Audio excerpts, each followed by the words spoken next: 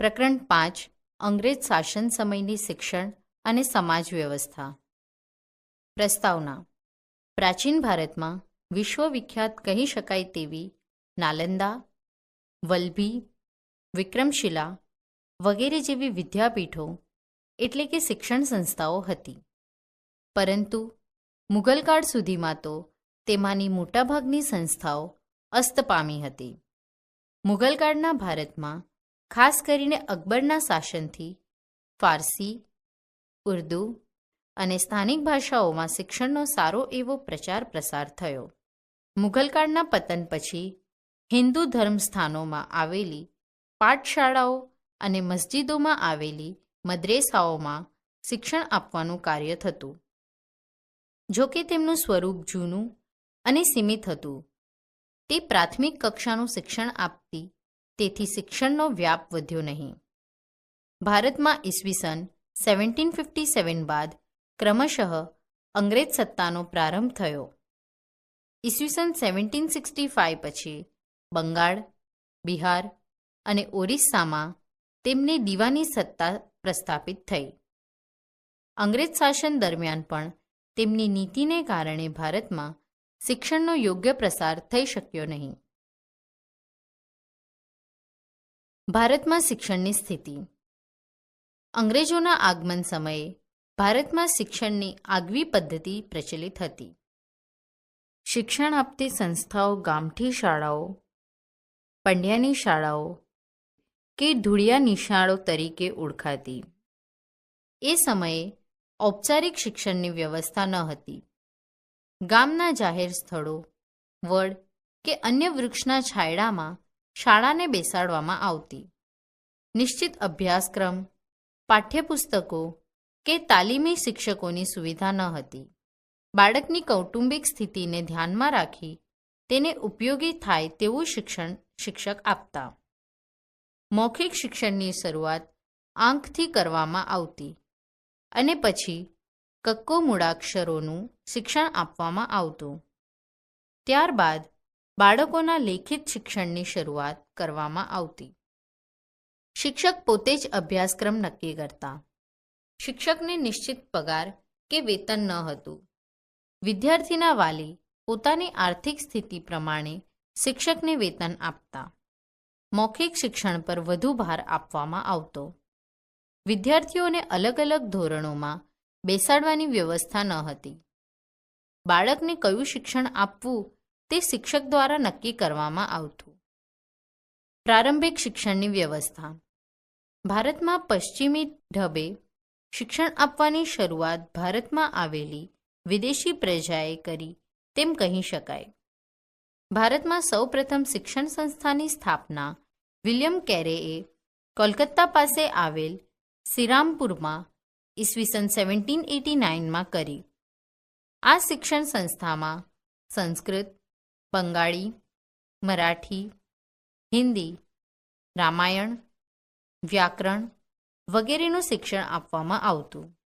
શ્રીરામપુરમાં જ તેના સાથીદાર માર્શમેન અને તેમના પત્નીએ કન્યાશાળાની સ્થાપના કરી. આ રીતે મિશનરી પ્રવૃત્તિ સાથે સંકળાયેલા અંગ્રેજોએ બંગાળમાં શિક્ષણ વ્યવસ્થા શરૂ કરી. પ્રાથમિક અને માધ્યમિક શિક્ષણ. ઈસવીસન 1830ના સંધિ ધારાથી ખ્રિસ્તી પાદરીઓને ભારતમાં શિક્ષણ સંસ્થાઓ સ્થાપવાની છૂટ આપવામાં આવી. એલેક્ઝાન્ડર ડફ નામના પાદરીએ ભારતમાં પાશ્ચાત્ય શિક્ષણ આપતી શાળાઓ સ્થાપે. શિક્ષણ માટે આ કાયદા અંતર્ગત પ્રતિવર્ષ 1 લાખ રૂપિયા વાપરવાનો પણ નિર્ણય થયો હતો. જો કે આ સમય દરમિયાન પણ અરબી, ફારસી અને હિન્દી વ્યવસ્થા શિક્ષણમાં ચાલતી હતી. ભારતના કેટલાક અગ્રીમ સુધારકો અને અંગ્રેજ અધિકારીઓ સંપૂર્ણ ભારતમાં પાશ્ચાત્ય શિક્ષણ શરૂ થાય તેવા મતના હતા. તો કેટલાક હિન્દુઓ અને મુસ્લિમો અનુક્રમે પાઠશાળાઓ અને મદ્રેસાઓમાં જ શિક્ષણ આપવું જોઈએ તેમ માનતા હતા. જો કે ઈસ્ટ ઇન્ડિયા કંપની વિલિયમ બેન્ટિકના સમયમાં ઈસવીસન 1833ના સંધિ ધારા અંતર્ગત પાશ્ચાત્ય શિક્ષણ આપવા તરફ અગ્રેસર થઈ. પરિણામે ઈસવીસન 1835માં ભારતમાં અંગ્રેજી કેળવણીનો પ્રારંભ થયો. હવેથી માત્ર અંગ્રેજી શિક્ષણને ઉત્તેજન આપવા માટે જ નાણાકીય સગવડ કરાશે તેવી બ્રિટિશ નીતિ સ્પષ્ટ થઈ. 1854માં વુડના નીતિપત્ર એટલે કે ખરીતા દ્વારા ભારતમાં ભારતીય શિક્ષણ પ્રણાલીને બદલે યુરોપીય શિક્ષણ પ્રણાલી અપનાવવા જણાવ્યું. ભારતમાં અંગ્રેજી શિક્ષણ શરૂ કરવાનું શ્રેય વિલિયમ બેન્ટિકને ફાળે જાય છે. ઈસવીસન 1835 પછી ભારતના કોલકાતા એટલે કે બંગાળ, મુંબઈ, મદ્રાસ એટલે કે ચેન્નઈ, ઉત્તર ભારત, પંજાબ, પશ્ચિમ ભારત સહિત મોટાભાગના વિસ્તારોમાં અંગ્રેજી શિક્ષણનો પ્રચાર પ્રસાર થયો. તેમ છતાં હજી ગામડાઓમાં અને કસ્બાઓમાં જૂની ઢબની શિક્ષણ વ્યવસ્થા ટકી રહી હતી. જો કે નોકરીમાં અંગ્રેજી શિક્ષણ પામેલ લોકોને મહત્ત્વ મળતા ભારતની જૂની શૈક્ષણિક સંસ્થાઓ ઘટવા લાગી. મુંબઈમાં એલ્ફિસ્ટન, મદ્રાસ એટલે કે ચેન્નઈમાં મુનરો તથા ઉત્તર ભારતમાં થોમ્સનના પ્રયત્નોથી શાળાઓ અને મહાશાળાઓની સંખ્યામાં ઘણો વધારો થયો. ઉત્તર પ્રદેશમાં પ્રાથમિક શિક્ષણનું પ્રમાણ ખાસ્સું વધ્યું. ઈસવીસન 1882ના હન્ટર કમિશને પ્રાથમિક અને માધ્યમિક કક્ષાનું શિક્ષણ સ્થાનિક સ્વરાજ્યની સંસ્થાઓને આપવાનો વિચાર કર્યો, જેનાથી શિક્ષણનો વ્યાપ વધે. એટલું જ નહીં, આ કમિશને પ્રાંતિક આવકના નાણાંનો અમુક ટકા હિસ્સો શિક્ષણ પાછળ ખર્ચવાની ભલામણ કરી. માધ્યમિક શિક્ષણ ક્ષેત્રે પણ સરકારે બિનસરકારી સંસ્થાઓને અગ્રેસર કરી. નિયમો ઉદાર બનાવી, પુસ્તકાલયો વસાવવાની અને ફી લેવાની છૂટ આપી. માધ્યમિક શિક્ષણનો પણ વિકાસ કર્યો. ઈસવીસન 1917માં નિમાયેલા સેડલર કમિશને માધ્યમિક કક્ષા સુધીનું શિક્ષણ પ્રાદેશિક કે માતૃભાષામાં આપવાની જોગવાઈ કરી. ઈસવીસન 1919માં મોન્ટેગ્યુ ચેમ્સફોર્ડ કાયદા બાદ પ્રાંતોમાં માધ્યમિક અને પ્રાથમિક શિક્ષણના વિકાસ માટે શિક્ષણ ખાતું ચૂંટાયેલ પ્રતિનિધિઓને આપવામાં આવ્યું. ઈસવીસન 1912માં ગોપાલકૃષ્ણ ગોખલેએ ફરજિયાત પ્રાથમિક શિક્ષણનો કાયદો ઘડવા સૂચન કર્યું, પરંતુ સરકારે તેનો અસ્વીકાર કર્યો. ઈસવીસન 1936 સુધીમાં પ્રાથમિક અને માધ્યમિક શાળાઓની સંખ્યામાં વધારો થયો હતો. આ દ્રષ્ટિએ અંગ્રેજોએ માત્ર સસ્તા કારકુનો મેળવવા ભારતીયોને પાયાનું શિક્ષણ મળે તેટલા પૂરતો પ્રયત્ન કર્યો, પરંતુ વિજ્ઞાન, ટેકનોલોજી અને કૌશલ્યવર્ધન શિક્ષણની કોઈ મહત્વપૂર્ણ વ્યવસ્થા કરી નહીં. આમ ભારત શિક્ષણ ક્ષેત્રે વિશ્વમાં ઘણું પછાત રહ્યું. ઉચ્ચ અને ટેકનિકલ શિક્ષણ. ભારતમાં અંગ્રેજોનું શાસન સ્થપાયા બાદ પાશ્ચાત્ય ઢબે ઉચ્ચ શિક્ષણની ક્રમશઃ શરૂઆત થઈ. સૌ પ્રથમ વેલેસ્લીએ ઈસવીસન 1801માં કોલકાતામાં ફોર્ટ વિલિયમ કોલેજની સ્થાપના કરી. ઈસવીસન 1817માં ડેવિડ હેર અને વૈદ્યનાથ મુખર્જીના પ્રયાસોથી કોલકાતામાં હિન્દુ કોલેજ સ્થપાઈ, જેમાં ભારતીય ભાષાઓ અંગ્રેજી, ગણિત, ઇતિહાસ, ભૂગોળ, ખગોળશાસ્ત્ર જેવા વિષયો શરૂ કરવામાં આવ્યા. ઈસવીસન 1855માં તે પ્રેસિડેન્સી કોલેજ તરીકે ઓળખાઈ. જો કે આ પહેલાં સરકારી કચેરીઓ માટે શિક્ષિત કર્મચારીઓ મેળવવા વોરન હેસ્ટિંગ્સે ઈસવીસન 1780માં કોલકાતા મદ્રેસા એટલે કે મુસ્લિમ કોલેજ અને જોનાથન ડંકને ઈસવીસન 1791માં બનારસ સંસ્કૃત કોલેજની સ્થાપના કરી હતી. એમહર્સ્ટે ઈસવીસન 1823માં કોલકાતામાં સંસ્કૃત કોલેજની સ્થાપના કરી. ઉચ્ચ શિક્ષણ માટે અને ખાસ કરીને હિન્દના શિક્ષણ માટેનો મેગ્ના કાર્ટા કહી શકાય તેવો શિક્ષણ સુધારો ઈસવીસન 1854માં વુડના ખરીતાથી થયો. તેણે ખાસ કરીને દરેક પ્રાંતમાં યુનિવર્સિટીની સ્થાપના કરવા, અલગ અલગ શિક્ષણ ખાતાની રચના કરવા, સરકારી કોલેજ અને શાળાઓની જાળવણી કરવા, ખાનગી શાળાઓને સરકારી અનુદાન આપવા, શિક્ષકોની તાલીમ માટે તાલીમી સંસ્થાઓ ખોલવા, ધંધાદારી કે વ્યવસાયી શિક્ષણનો વ્યાપ વધારવા, દરેક તાલુકામાં પ્રાથમિક અને જિલ્લામાં માધ્યમિક શાળાઓ સ્થાપવા અને સ્ત્રી શિક્ષણને ઉત્તેજન આપવા ભલામણો કરી. તેની સાથે સાથે શિષ્યવૃત્તિઓની પણ જોગવાઈ કરી. ઈસવીસન 1854ના વુડના ખરીદાને કારણે પ્રાંતમાં શિક્ષણ નિયામકની નિમણૂક અને અલગ શિક્ષણ ખાતું શરૂ થયું. કોલકાતા, મુંબઈ અને મદ્રાસ એટલે કે ચેન્નઈમાં લંડન યુનિવર્સિટીના નમૂના પ્રમાણે યુનિવર્સિટીની સ્થાપના થઈ. ભારતમાં આ પછી ઈસવીસન 1882માં પંજાબ અને અલ્હાબાદમાં યુનિવર્સિટીની સ્થાપના થઈ. મુંબઈમાં ઈસવીસન 1844માં એલ્ફિન્સ્ટન કોલેજની સ્થાપના થઈ. આ રીતે ભારતના વિભિન્ન ભાગોમાં ઉચ્ચ શિક્ષણ આપતી કોલેજો અને યુનિવર્સિટીઓ સ્થપાતી ગઈ. કર્ઝને ઈસવીસન 1904માં યુનિવર્સિટીને લગતો કાયદો પસાર કર્યો અને તેમાં ચૂંટાયેલા સભ્યોની સંખ્યા ઘટાડી નિમાયેલા સભ્યોને સેનેટમાં સ્થાન આપ્યું. 20મી સદીમાં પણ ભારતમાં ઈસવીસન 1916માં બનારસ હિન્દુ યુનિવર્સિટી, ઈસવીસન 1920માં જામિયા મિલિયા યુનિવર્સિટી અને ઈસવીસન 1922માં શાંતિનિકેતન વિશ્વ ભારતી યુનિવર્સિટી જેવી અગત્યની ઉચ્ચ શિક્ષણની સંસ્થાઓની સ્થાપના થઈ. ઈસવીસન 1946માં ભારતની કુલ યુનિવર્સિટીઓની સંખ્યા 16 હતી. જો કે તે અપૂરતી હતી. તે નોંધવું રહ્યું કારણ કે વિશાળ જનસંખ્યા અને ભૌગોલિક વ્યાપ ધરાવતા રાષ્ટ્રમાં માત્ર 16 જ યુનિવર્સિટીની સંખ્યાથી ઉચ્ચ શિક્ષણનો કોઈ પ્રચાર પ્રસાર વિપુલ પ્રમાણમાં થઈ શક્યો નહીં. વ્યવસાયિક શિક્ષણ. ઈસવીસન 1854ના વુડના ખરીદામાં વ્યાવસાયિક શિક્ષણ આપવાની જોગવાઈઓ હતી.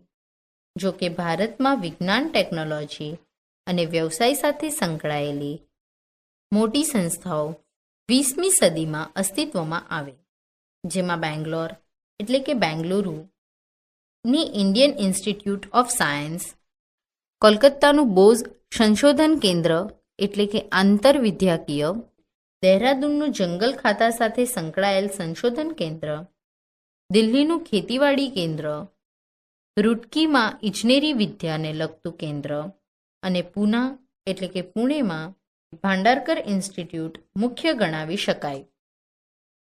સ્ત્રી શિક્ષણ. શ્રીરામપુરથી સ્ત્રી શિક્ષણની શરૂઆત થઈ હતી. ઈસવીસન 1813થી ઈસવીસન 1851 સુધીના સમયમાં બંગાળ, મુંબઈ અને મદ્રાસ એટલે કે ચેન્નઈ પ્રાંતોમાં ખ્રિસ્તી પાદરીઓએ અને અન્ય કેટલાક અમીર કુટુંબોએ કન્યા શિક્ષણ આપતી સંસ્થાઓની સ્થાપના કરી હતી. રાજા રામમોહન રાય અને દયાનંદ સરસ્વતીએ 19મી સદીમાં સ્ત્રી શિક્ષણ માટે ખાસ હિમાયત કરી હતી, પરંતુ આ સમયગાળામાં સરકારે સ્ત્રી શિક્ષણની મોટે ભાગે ઉપેક્ષા કરી હતી. ઈસવીસન 1849-50ના અરસામાં બંગાળના અંગ્રેજ શિક્ષણશાસ્ત્રી બેથુન અને પ્રખર બ્રહ્મો સમાજી ઈશ્વરચંદ્ર વિદ્યાસાગરે ઈસવીસન 1849માં હિન્દુ બાલિકા સરકારી વિદ્યાલયની સ્થાપના કરી. તેમણે ભારતમાં સ્ત્રી શિક્ષણનો પાયો મજબૂત બનાવ્યો. ઈસવીસન 1973 સુધીમાં બ્રિટિશ ભારતમાં 1640 કન્યા શાળાઓ હતી. બ્રિટિશ ભારતમાં માત્ર 4.89% કન્યા શાળાઓમાં જ હતી. એટલે સમગ્ર 19મી સદીમાં સ્ત્રી શિક્ષણની પરિસ્થિતિ મોટે ભાગે નિમ્ન કક્ષાની રહી એમ કહી શકાય. અગ્રણીય શિક્ષક સુધારકો. 19મી સદીના ભારતમાં આધુનિક કેળવણી પામેલો એક મધ્યમ વર્ગ ઊભો થયો. તેમાંના કેટલાક ખૂબ અગ્રગણ્ય શિક્ષણ સુધારકો રહ્યા હતા. તેમણે જોયું કે ભારતમાં શિક્ષણનો અભાવ એ ભારતની ગુલામીનું મુખ્ય કારણ છે અને જ્યાં સુધી રાષ્ટ્ર શિક્ષિત નહીં થાય ત્યાં સુધી તેનો સર્વાંગી વિકાસ થઈ શકશે નહીં. એટલે કે આવા અગ્રગણ્ય શિક્ષણ સુધારકોએ વ્યક્તિગત રીતે, સંસ્થાગત રીતે કે અંગ્રેજોની સાથે મળીને મોટા પ્રમાણમાં શૈક્ષણિક પ્રવૃત્તિઓ શરૂ કરી, જેમાં અગ્રગણ્ય હતા રાજા રામમોહન રાય. તેમણે ઈસવીસન 1828માં બ્રહ્મો સમાજની સ્થાપના કરી. તેમણે વિલિયમ બેન્ટિકને ભારતમાં અંગ્રેજી કેળવણીનો પ્રારંભ કરવા નૈતિક બળ પૂરું પાડ્યું હતું. તેમના પ્રયત્નોથી ભારતમાં અંગ્રેજી કેળવણીનો પ્રારંભ થયો. તો બ્રહ્મો સમાજના એવા જ અગ્રીમ નેતા ઈશ્વરચંદ્ર વિદ્યાસાગર બંગાળમાં ઈસવીસન 1849-50માં શાળાઓ શરૂ કરવા પ્રયત્નશીલ હતા, જેમના પ્રયત્નોથી બંગાળમાં ફક્ત છોકરાઓ માટે જ નહીં, કન્યાઓ માટેની શાળાઓ પણ સ્થપાઈ. મહારાષ્ટ્રમાં મહાદેવ ગોવિંદ રાનડે અને તેમના પત્ની રમાબાઈ રાનડેએ કન્યા શાળાઓ અને વિધવાઓ માટેની શાળાઓની સ્થાપના કરી. મહારાષ્ટ્રમાં જ અગ્રીમ સુધારક જ્યોતિરાવ ફુલે અને તેમના પત્ની સાવિત્રીબાઈ ફુલેએ પણ કન્યા કેળવણી અને વિધવાઓની કેળવણી માટે પ્રયત્નો કરી શાળાઓની સ્થાપના કરી. મહારાષ્ટ્રમાં જ મહર્ષિ કર્વેએ ઈસવીસન 1916માં સ્ત્રીઓ માટે અલગ યુનિવર્સિટીની સ્થાપના કરી. આજે આ યુનિવર્સિટી એસએનડીટી યુનિવર્સિટી તરીકે કાર્યરત છે.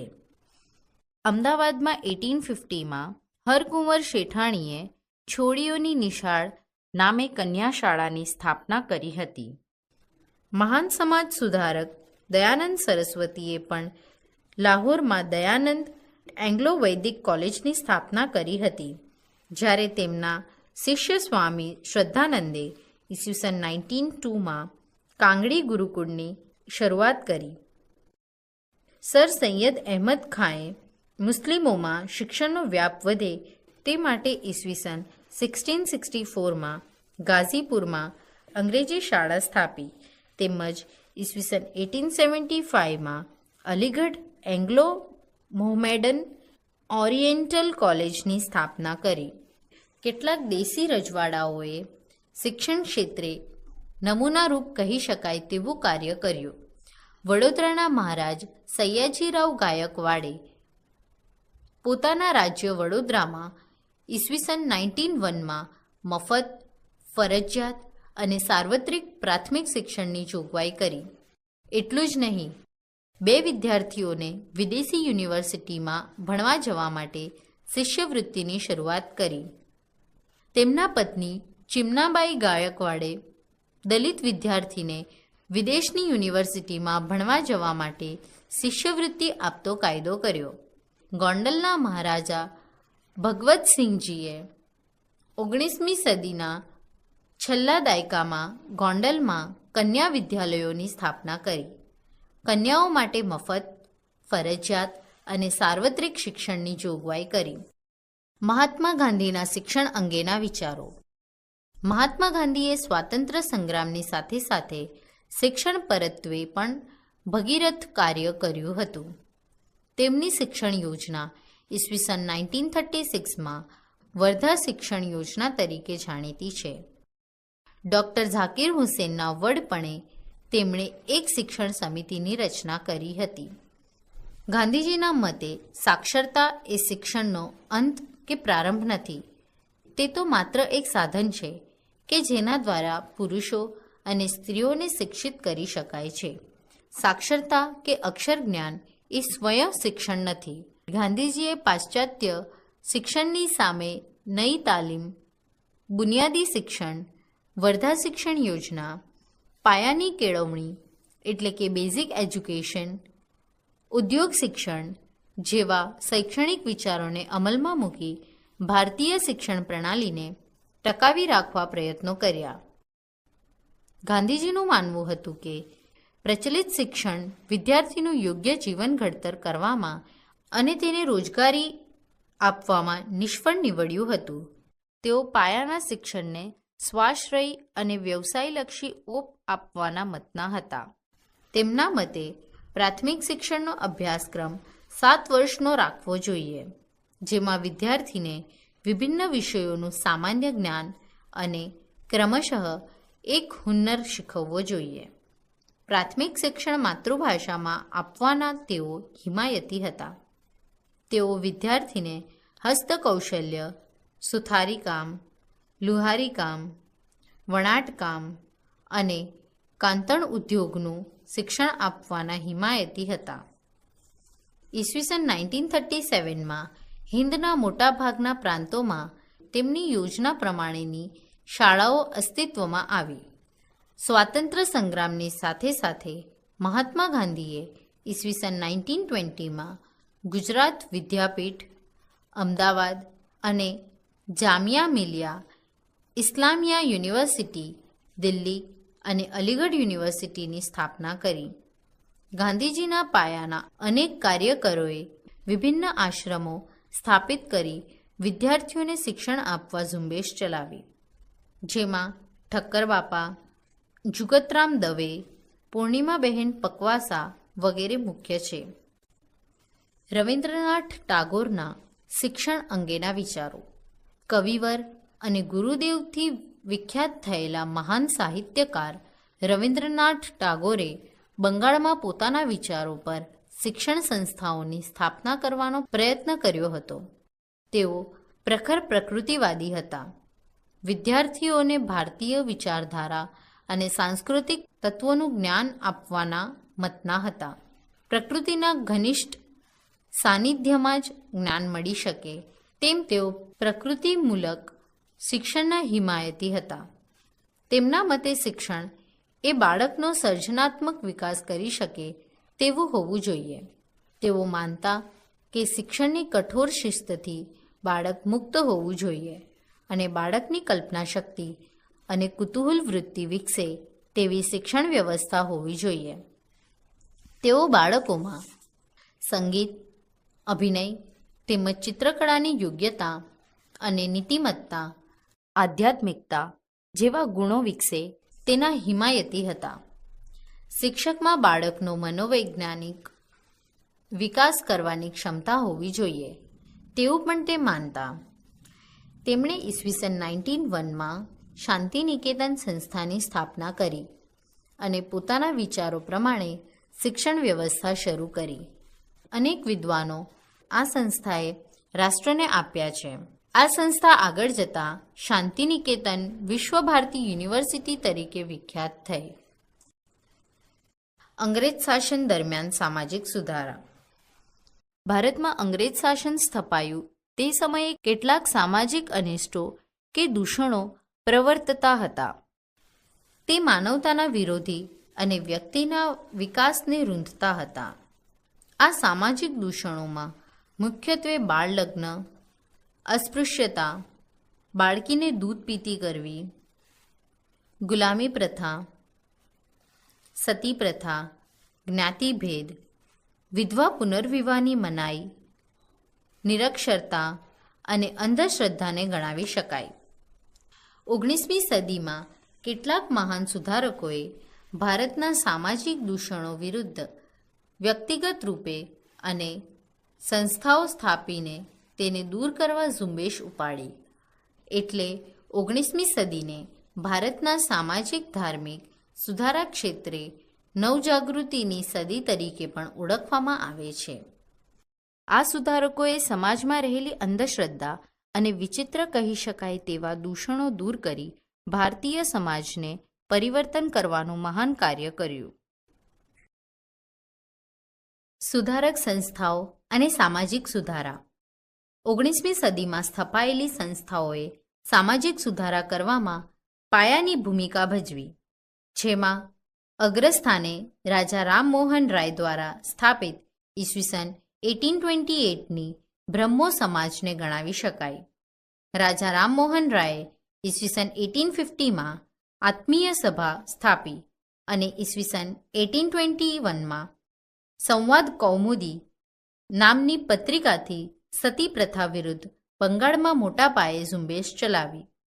તેમની સંસ્થા બ્રહ્મો સમાજના પ્રયત્નોથી ઈસવીસન 1829માં વિલિયમ બેન્ટિકે સતીપ્રથા વિરુદ્ધ કાયદો કરી તેના પર પ્રતિબંધ ફરમાવ્યો અને સદીઓ જૂના આ મોટા અનિષ્ટને દૂર કર્યું.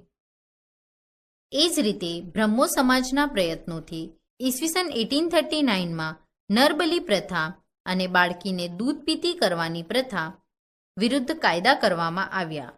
રાજા રામમોહન રાય બાદ વિખ્યાત બ્રહ્મો સમાજી ઈશ્વરચંદ્ર વિદ્યાસાગરે પોતાના સામયિક સોમપ્રકાશ દ્વારા વિધવા પુનર્વિવાહની હિમાયત કરી. તેઓ માનતા જે સ્ત્રીઓ નાની વયે વિધવા બને છે તે વિધવા તરીકે આખી જિંદગી અત્યંત કઠિન પરિસ્થિતિમાં જીવે તે સભ્ય સમાજની નિશાની નથી. તે સમયના ભારતમાં વિધવાનું જીવન અત્યંત દુષ્કર ગણાતું. તેમના પ્રયત્નોથી ઈસવીસન 1856માં ડેલહાઉસીએ વિધવા પુનર્વિવાહ કાયદો પસાર કરી વિધવાના લગ્નને કાયદેસર બનાવી એક મોટા સામાજિક દૂષણને દૂર કર્યું. ભારતમાં અસ્પૃશ્યતાના કલંકને દૂર કરવા મહાત્મા ગાંધીએ ખૂબ પાયાનો વિચાર કર્યો હતો. તેમણે પોતાના રચનાત્મક કાર્યોમાં અનુસૂચિત જાતિના ઉદ્ધારની પ્રવૃત્તિઓને ખાસ સ્થાન આપ્યું હતું. ગાંધીજી અનુસૂચિત જાતિના દુદાભાઈને પરિવાર સહિત પોતાના આશ્રમમાં વસાવ્યા હતા. મહારાજા સયાજીરાવ ગાયકવાડ પણ અનુસૂચિત જાતિના લોક ઉદ્ધારની પ્રવૃત્તિઓ સાથે સંકળાયેલા હતા. ડૉક્ટર ભીમરાવ આંબેડકરે અનુસૂચિત જાતિના લોકોને સામાજિક, શૈક્ષણિક અને રાજકીય અધિકારો મળે તે માટે આજીવન સંઘર્ષ કર્યો. અનુસૂચિત જાતિના લોકોને મંદિર પ્રવેશ અને અન્ય સાર્વજનિક સ્થળોએ પ્રવેશવાના સત્યાગ્રહો પણ તેમના દ્વારા કરવામાં આવ્યા. મામા સાહેબ ફડકેએ ગોધરામાં અનુસૂચિત જાતિના બાળકો માટે શાળા સ્થાપી હતી. એ જ રીતે પરીક્ષિતલાલ મજુમદારે અનુસૂચિત જાતિના લોકો માટે શાળા, છાત્રાલયો સ્થાપી તેમના શૈક્ષણિક વિકાસ માટેના દ્વાર ખોલ્યા. ઠક્કર બાપાએ આદિવાસી કે જનજાતિના પ્રદેશોમાં જઈ આશ્રમો સ્થાપ્યા. તેઓ માટે શિક્ષણની વ્યવસ્થા કરી અને એ રીતે તેમને ઉન્નત બનાવી મૂળ પ્રવાહમાં લાવવા ભગીરથ પ્રયત્નો કર્યા. આમ સુધારણાની પ્રક્રિયા ધીમી પણ યોગ્ય દિશામાં પ્રગતિ કરી રહી હતી, જેનું સુંદર ચિત્ર આપણને હાલ જોવા મળે છે. બાળ લગ્ન. અંગ્રેજોના ભારતમાં આગમન સમયે બાળ લગ્નોની કુપ્રથા લગભગ દરેક સમાજમાં પ્રચલિત હતી. બાળ લગ્નોના પરિણામે કજોડાના સંજોગોમાં મોટાભાગે મહિલાઓ શોષણનો ભોગ બનતી.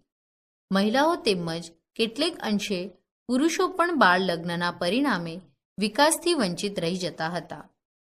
કેશવચંદ્ર સેન નામના અન્ય એક બ્રહ્મો સમાજી નેતાએ ઈસવીસન 1817માં બાળ લગ્ન વિરુદ્ધ વ્યાપક ઝુંબેશ ચલાવી.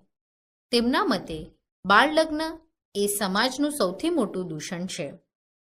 તે બાળકના શારીરિક અને માનસિક વિકાસને રૂંધે છે અને તેની શૈક્ષણિક પ્રગતિમાં પણ મોટો અવરોધ ઊભો કરે છે. તેમના પ્રયત્નોથી ઈસવીસન 1872માં લગ્નવય સંમતિ ધારો પસાર થયો. આ ધારાથી 12 વર્ષથી નીચેની વયના છોકરા કે છોકરીના લગ્ન ગેરકાયદેસર ગણવામાં આવ્યા. કન્યા કેળવણી. મહિલાઓને શિક્ષણથી દૂર રાખવાના માઠા પરિણામો ભારતમાં જોવા મળ્યા હતા. સમાજનું લગભગ અડધું અંગ શિક્ષણથી વંચિત રહે એ સમાજ માટે પણ ઘાતક પુરવાર થાય. ઉપરાંત બાળકોના ઘડતરમાં સ્ત્રીઓનું યોગદાન મહત્વપૂર્ણ છે. જો તેઓને શિક્ષણ ન મળે તો ભવિષ્યનો સમાજ પાંગળો બને. એ માટે કન્યા કેળવણીની જરૂરિયાત છે. વુડના ખરીતામાં ભારતીય પ્રજામાં સ્ત્રી શિક્ષણને વધુ ઉત્તેજન મળે તેવા પગલાં ભરવાનું ગવર્નર જનરલને સૂચન કર્યું. ખરીતામાં સૂચવેલ ગ્રાન્ટ ઇન એડ પદ્ધતિમાં કન્યાઓ માટેની શિક્ષણ સંસ્થાઓનો સમાવેશ કરવામાં આવ્યો. ભારતમાં એ વખતના ગવર્નર જનરલ ડેલહાઉસીનું સ્ત્રી કેળવણી પ્રત્યેનું હકારાત્મક વલણ હતું. કાઉન્સિલ ફોર એજ્યુકેશનને માર્ગદર્શન આપતા તેમણે જાહેર કર્યું હતું કે ઈસવીસન 1854ના ખરીતામાં શિક્ષણની જે જવાબદારી છે તે સરકારે સ્વીકારવી જોઈએ.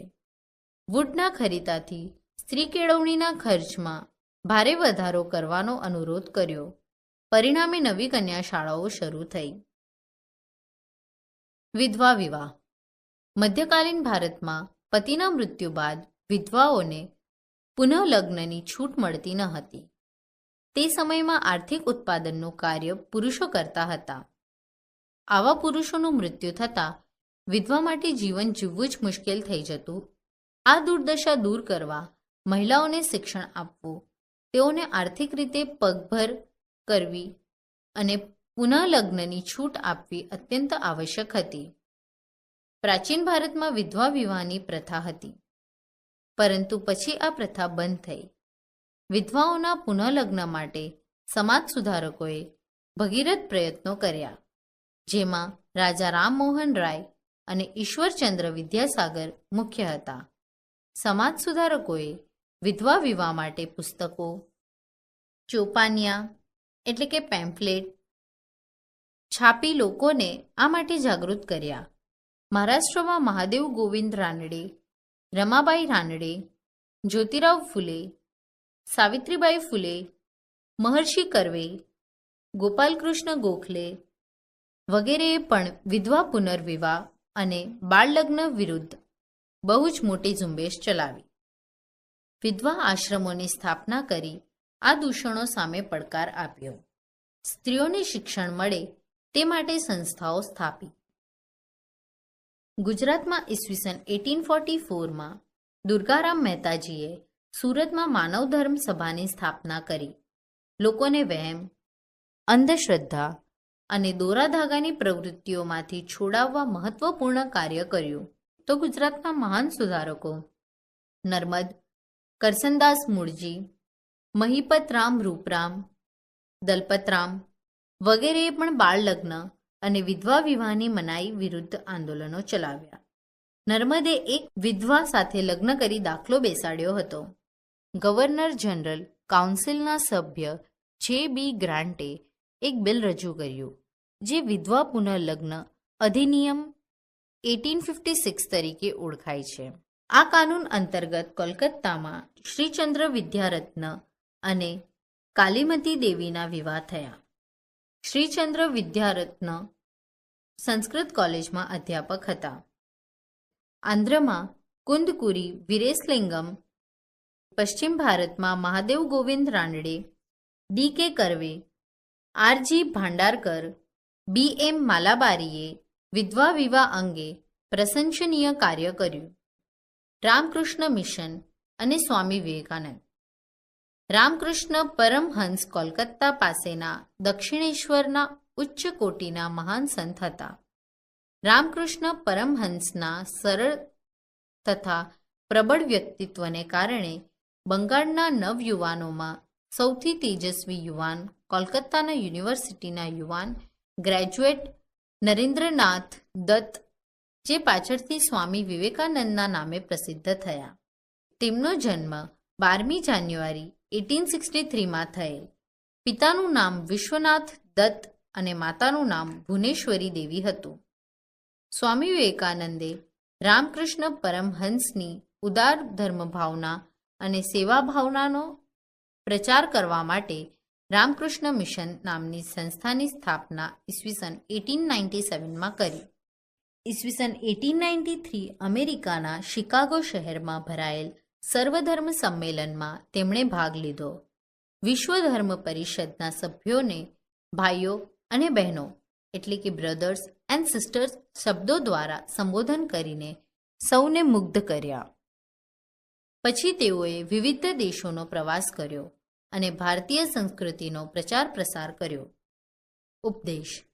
તેમણે તે સમયના પ્રચલિત સામાજિક દૂષણો તથા ધાર્મિક ક્રિયાકાંડોનો સખત વિરોધ કર્યો. તેમણે સમાજ સેવા અને સમાજ સુધારણાનો ઉપદેશ આપ્યો.